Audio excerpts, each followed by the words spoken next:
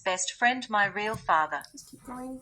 A while ago, I was watching a tarot reader on YouTube, and they mentioned that my father potentially isn't my real dad. I started thinking about it deeply, then my whole life started to make sense. I started putting puzzle pieces together of things from my past. I always felt like I didn't belong in my family, and would ask myself things all the time like, why I am the black sheep? Why was I hated and neglected my whole life? I had too many questions, so I looked at photos of my dad's best friend's daughter's social media page, because I couldn't find him on social media. I finally found 2 or 3 photos of him. I compared the photos of my dad's best friend next to a photo of me, and I realized we have a similar smile and eyes. One of my dad's best friend's daughters looks more like my sister than my actual sister from my so-called biological dad. I had a talk to one of the daughters of my dad's best friend, and she said how when I was a teenager, her half-sister's brother wanted to date me, but his dad said, "You can't because you're like brother and sister." That was shocking when I was told that. The weird thing is I looked so much like one of his daughters that I think that's why we didn't visit or see each other at all growing up. We saw my dad's best friend's other kids from other women though. When I discovered these puzzling truths, I asked my mum over text if my dad's best friend was my real dad. She gaslit me and laughed it off and didn't answer the question. I didn't get a yes or a no, and I probably never will. Dad's best friend laughed at his daughter too when she confronted him about it. He didn't deny it though either. Since I asked my mum that question, she went emotionally cold towards me and started texting me about conspiracy theory stuff, avoiding real topics. I couldn't emotionally connect with her. She would keep changing subject or zone out. I ended up blocking her. I never had a bond with her anyway, so it wasn't that hard. If anything, I felt relieved because I didn't have to feel rejected by her anymore. I won't show the photo of my so-called biological dad to protect his identity. I believe in loving your parents and forgiving them. I also believe only God can judge him for all the things he has done. I forgave my parents. I just want to tell my story without anyone getting into trouble. The father that brought me up has thick black eyebrows, black wavy hair, and straight teeth. His nose is close to his top lip, not like mine. He also has light brown eyes, and he's around 6 foot tall. He has a small chin, which he grows a beard to hide it. I don't have to know who my real dad is.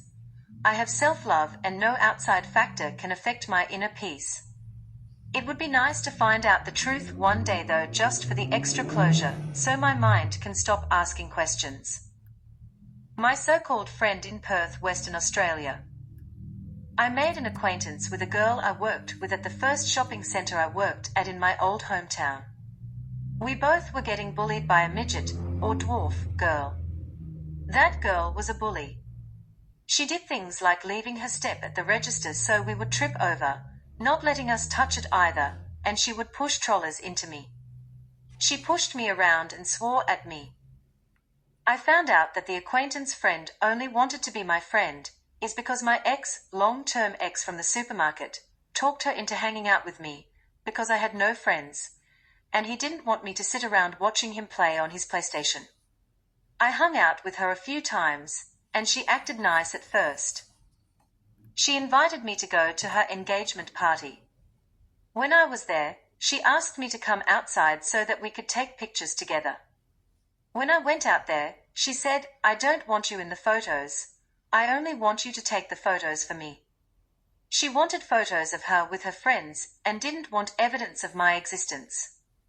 I felt so angry, and after taking the photos of her with her friends, she decided to ignore me all night. I just sat outside on the veranda until the party was over. I wanted to go home, but my ex wouldn't let me. We went in his car. The reason it annoyed me is because she made it seem like I was going to be in the photos with her, but it turned out that she didn't want me being there. She wouldn't even go and collect her wedding gift from Maya, which was over $600, and every few weeks I would ask her about her gift, and she kept saying she forgot to go pick it up. I don't think she ever went and got it. She expected all her guests to only buy her wedding gifts from the Maya list she wanted, which was pretty selfish in my opinion, because not everyone can afford those gifts. She was so disrespectful. She also took my ex's side with everything in all conversations we had. When we had our breakups, my ex would use her as a flying monkey and manipulate her to convince me to get back with him. She was a backstabber and let me down a lot. Another time my ex and I drove all the way to the city to see her, which was 3 hours away. We went to an aquarium at Hillary's Boat Harbor. We walked around for a bit, then she wanted to go home. I thought that was disrespectful because we drove all that way to see her. My ex and I just stayed a bit longer at the boat harbor and had some ice cream, and we just sat there complaining about how disrespectful she was. It was mostly me that was angry and resentful though. He didn't really have emotions. I ended up blocking her for being a backstabber and a bi** chapter. I try to avoid snobs like her. She was from a rich family who were rich from farming. She was privileged and snobby, so I wasn't good enough to be around her because I wasn't from a rich family and I was too real and genuine for her. My businesses. Now I want to talk about how I tried heaps of different businesses and how they didn't work out. I have tried almost every business idea you can think of. Like selling everything from digital products, t-shirt print on demand, affiliate marketing, drop shipping to physical products, and handmade items.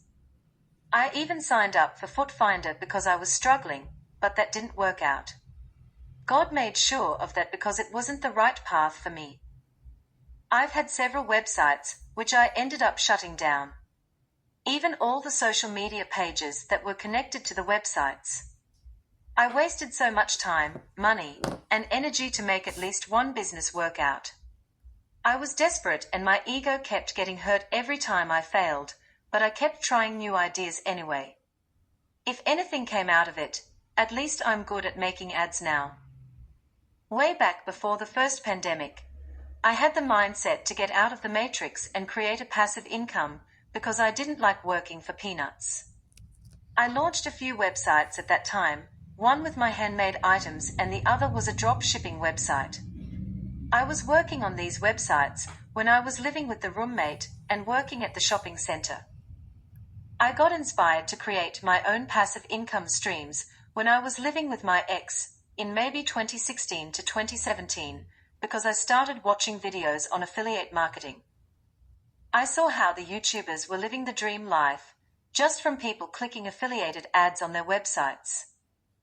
I remember making 2 websites with affiliated ads on them. One was a walk-in store kind of themed website I made. The other was a blog about mango trees I grew from seed and how I got them to grow in a cold climate. I was using Commission Factory and Amazon affiliates. The Amazon affiliate marketing account kept expiring because I made no sales. I had to keep reapplying, then change all the links to all the ads all over again. It wasn't worth it. I felt under pressure in case they expired again, and so I spent heaps of money on Facebook ads to try and get customers. I had my websites connected to Facebook pages. Customers would like and react to the posts, but wouldn't buy anything. None of the Facebook pages worked out, and I wasted my time and money. I had a Teespring account too, where I uploaded my artwork onto t-shirts. It got disabled because apparently my art was copyright even though I didn't copy anyone's art.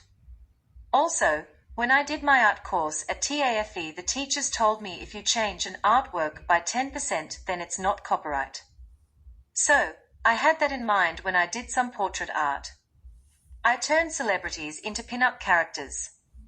Unfortunately, what I was taught was not true. My drop shipping business's theme was pin-up and rockabilly style. It was a professional online store. I spent weeks setting it all up and creating and connecting social media pages to it. I had the business for about 4 years. It was a failure. One reason is because other drop shippers started to emerge who had stolen my idea. They obviously had more money than me to spend on ads to grow their business. I spent thousands on ads over the years to grow, and I had about 5,000 followers on social media. My shops were connected to the social media pages so customers could browse the items without being redirected. The business failed mostly because of the suppliers. The suppliers would take over 3 weeks to ship to the customer, and some of the sellers who the suppliers used were not legitimate. The items were fake or non-existent. The products also kept getting deleted by sellers and customers would ask for refunds. Customers couldn't buy deleted products either, so I lost sales. It felt impossible to keep up with all the annoying things caused by the suppliers. They were based in China as well, so I constantly had to find accurate size charts and Photoshop some items so they didn't look like cheap Chinese crap. I spent hours and a lot of late nights editing items to make my website and the items look professional. I made around 50 sales. My most successful sales were shoes, mostly kitten heels. They were my best seller. I didn't make any profit from the business because of all the refunds I had to do. I had to do a lot of replacing items too because as soon as I went to order from the supplier to send to the customer, the item vanished. So, like I said, I had to substitute items and send the customer a similar item, sometime a more expensive item, so I lost money. The business was too stressful, and customers kept asking me things I couldn't answer because the suppliers wouldn't communicate with me. The suppliers got away with all the dodgy behavior because they were based in another country with different laws to us, even though Aussies are still consumers of their products. I even bought 5 shirts straight from the supplier for myself, and the shirts never came in the mail. I filed a complaint and asked for a refund, but they lied and said they will refund me, and they never did. They are unreliable, and I probably dodged a huge bullet by shutting down my business. They could get away with having a corrupted system because we can't do anything about it with Australian consumer laws. If I ever did dropshipping again, I would stick to Australian suppliers. Australian suppliers would have better quality items and faster shipping too. I would make a profit and have happier customers. I put flyers out for all my businesses in the past. I had flyers for my sewing business, portrait art business, dropshipping business, and cleaning business. I made my own flyers and cards through Vistaprint, and I even put QR codes on them linking to my online platforms and websites. It was a new thing back then, so I felt sophisticated. No one used QR codes back then though. People were a bit slow at accepting new advancements in society. When I lost my job at the supermarket, I had so much fear of the world. I was afraid of helicopters that were constantly hovering around. When I was putting flyers out to make some money, if I saw a helicopter, I would run home and stay inside, trembling. There were constantly helicopters going over, rattling the windows. I even had nightmares from it. I became paranoid and even thought my phone was listening to me breathing, and that it knew when I woke up. Because I would get a notification as soon as I opened my eyes, no matter what time of night or morning it was. I started fearing my phone and even put it under a blanket, so it wasn't listening to and watching me. One business I had, and still have, is my cleaning business. I've only had a few customers, and it hasn't really worked out for me. I'm starting to feel like a failure, and that my life is just a huge, horrible story. I shouldn't complain though, there's always someone worse off than me, and I pray for them. I also thought outside the box and created downloadable coloring in pages on Gumroad and on Etsy. I advertised the Gumroad coloring books with Google Ads. Google Ads banned my account for circumventing without giving me any explanation. They don't want people becoming rich from selling downloadable content. I think I cracked the system, and they had to quickly change their terms and conditions because of me. I was so angry when Google banned me from my Google Ads account just because I had come up with a brilliant idea and was about to escape the matrix. Nowadays, people are selling digital products on every platform. So, I was disappointed when I noticed that. I had downloadable digital coloring books on my Facebook page, which was connected to my website too, which got red flagged and taken down by Facebook. I saw other people getting away with it.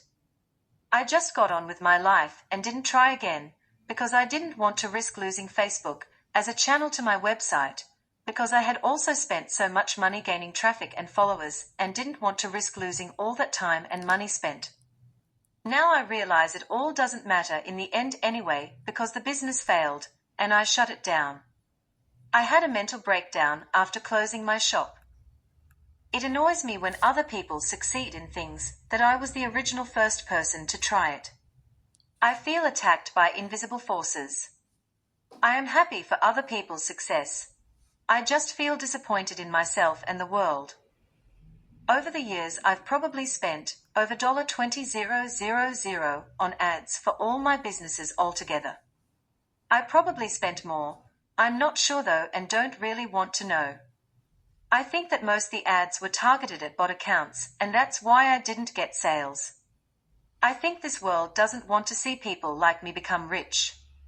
My ads were captivating and professional, so it wasn't adding up to why I failed. I think the algorithms changed as well, which made it harder to get organic customers. It was to make me spend more money, and I was to be ghosted if I didn't spend money. I want to be successful at something. At this point, anything. I want to be my own boss. I feel like I've tried everything, and I even tried selling plants that I grew from seed. I also tried making YouTube videos on how to germinate seeds and how to grow plants. If you can imagine, for a second walking down a long hallway with 20 doors, suddenly all the doors slamming in your face, no matter what you did, well that's what I feel like. It feels like all the doors are slamming in front of me, and the hallway just gets darker and darker like there's no light at the end of it. I know God has a plan for me and I will keep trusting Him and have faith that someday I will be successful. I will try and hold a light in the dark hallway, with the closed doors, in hopes that one day, one will be open, and it will be bright and overflowing with gold and treasure. It will be better than expected and I won't be rejected anymore. All the chapters one write about from here on now are more of a documented form, like a journal. It's of me writing in real time. The rest of the chapters are quite recent and are about me going through hell. I talk about someone who did help me as well. I'll change her name to Marguerite in this biography book. I also talk about financial attacks by invisible forces, and heaps more. So, keep reading, I promise it's interesting.